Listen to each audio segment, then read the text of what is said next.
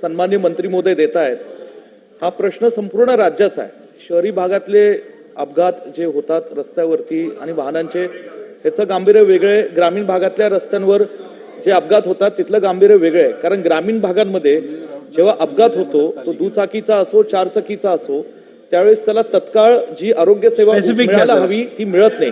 मला मंत्री महोदयांना स्पेसिफिक विषय असा आहे की ह्याच्या बाबतीत मागासपासून उत्तर मिळत असताना ह्याच्यात असं सांगण्यात आलं की याच्यात कारवाई करू, अवेअरनेस क्रिएट करू, परंतु शाळेमध्ये पूर्वी RSP रोड सेफ्टी पोलीस नावाचा एक त्याच्यातला प्रशिक्षण दिलं जात होतं शालेय विद्यार्थ्यांना आणि त्यातनं शालेय जीवनामध्ये विद्यार्थ्यांना त्याच्यातला एक चांगली जाणीव आणि अवेअरनेस क्रिएट होतं।